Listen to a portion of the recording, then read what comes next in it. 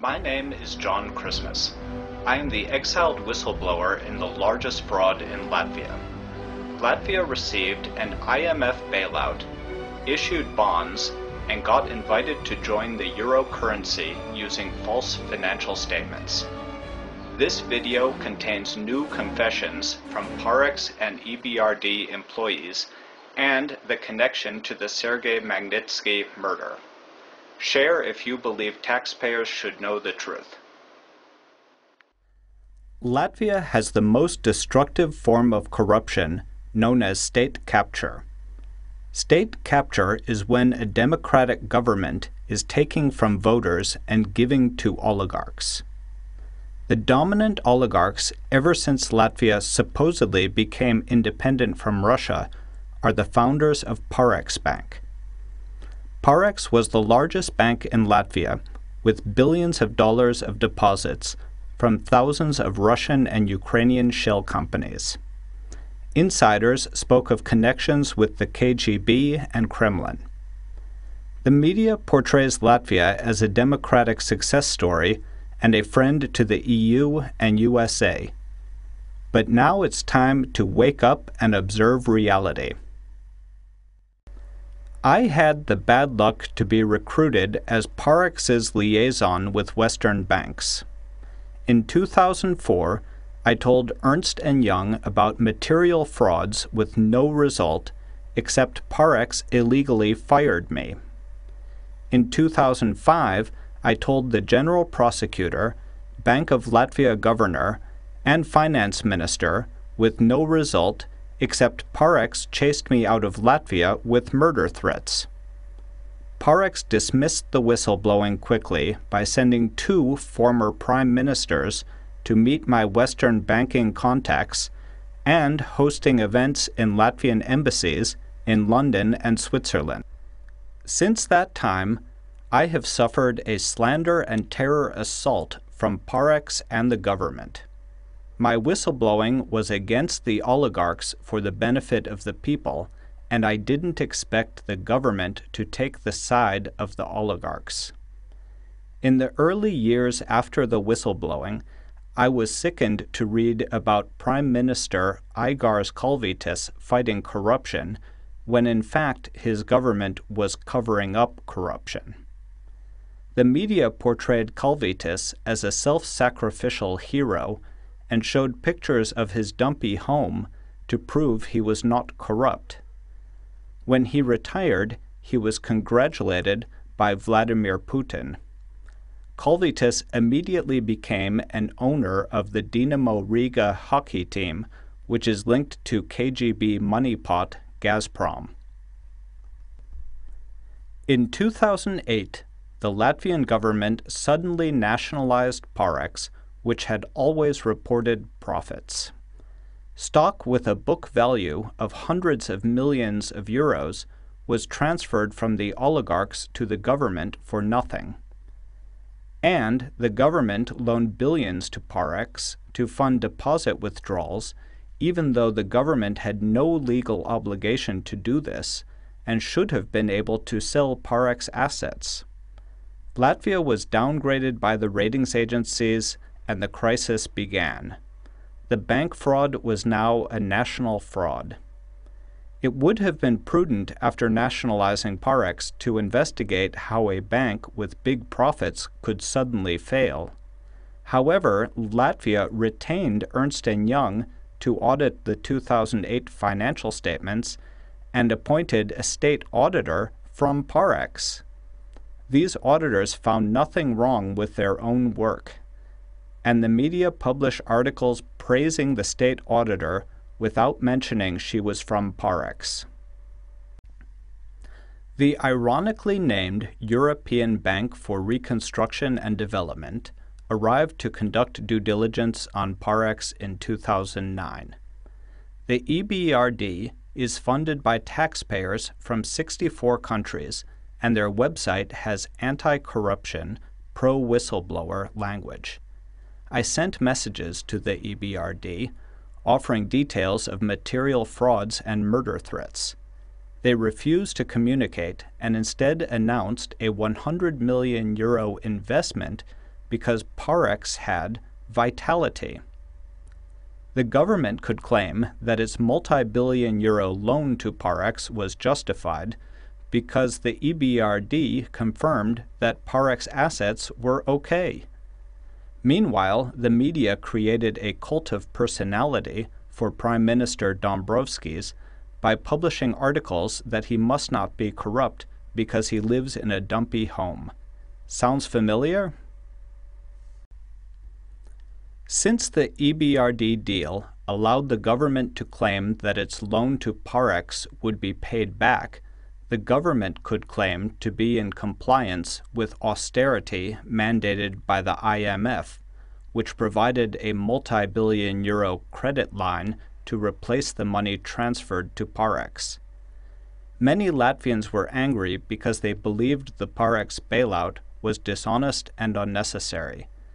Victims of the bailout, in other words, ordinary citizens, rioted at the Parex headquarters in 2009. Police did not respond by arresting the perpetrators of the Parex fraud. The perpetrators are all free and rich. Instead, police arrested 100 of the victims of the fraud and locked them in prison. As a consequence, reasonable Latvians who follow the news understand that their government is fighting against them. Official propaganda is that 10% of the population fled the country in the wake of the crisis.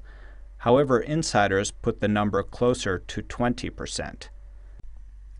In 2010, a website called Kargans.com published a leaked report from the government's consultant Nomura.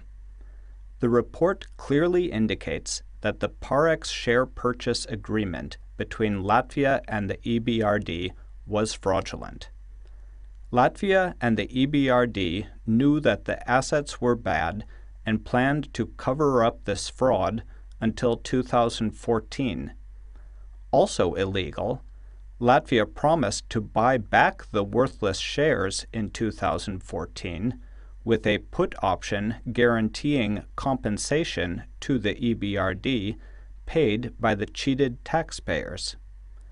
This fraud was similar to other infamous frauds, including Enron in the United States.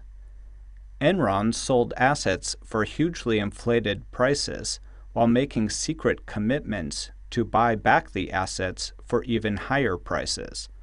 Enron began committing frauds in 1993 and made its pyramid larger until 2001 when it went bankrupt. Investors lost billions. The Enron people who made the fake purchase agreements were sent to prison and the auditor was sued into bankruptcy. Latvia and the EBRD have committed the same crime. However, nobody has been prosecuted. This could be because most people don't know that the crime occurred. Parex chairman Chris Gawilliam started a lawsuit against the dissident who ran Kargans.com, forcing him to take it down. Since then, I have asked many Latvian journalists to publish articles explaining the fraudulent Latvia EBRD deal. Some replied that they were afraid of getting murdered. Others were even afraid to talk. The fraud remains censored and therefore continues to grow. 2 foreign newspapers published articles about the Latvia EBRD fraud. Thanks to Ruslanas Irzakevicius of the Lithuania Tribune and independent journalist Mauro Katarina, who deserve awards for exposing the truth. The EBRD never denied the accusations and instead effectively confessed guilt a few times to journalists. Here is one example where an EBRD employee confessed to using put options sometimes. The EBRD, which operates in complete secrecy with billions of euros from taxpayers, is sometimes committing criminal frauds. Also, an EBRD employee told a journalist that the 22% number shown on the 2012 Latvia EBRD video does not refer to the put option. The EBRD did not train this employee in the art of plausible deniability, since he effectively confessed that the put option exists. In 2010, the United States announced a huge settlement with Daimler for paying bribes. In 2011, Switzerland announced a huge settlement with Alstom for paying bribes. These are among the largest corruption cases in the world. Parex was intermediary in both, however nobody from Parex was prosecuted. Think about it. The USA got money from Daimler and Switzerland got money from Alstom for bribery in Latvia, but Latvia refused to request money in order to cover up the truth about Parex. This information has been censored from media articles. The government split Parex into a good bank called Citadele Bank and a bad bank called Reverta. The good half of Parex loans went to Citadele and the bad half went to Reverta.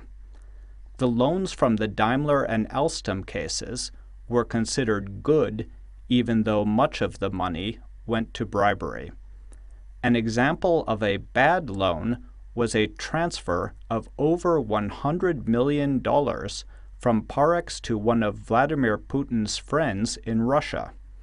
The transfer was booked as a loan, however it has no collateral, the borrower refuses to pay it back, and the oligarchs stole the documentation, according to a Reverta lawyer. Remember Chris Gawilliam, the Parex chairman who censored Cargans.com? He is now the Reverta chairman.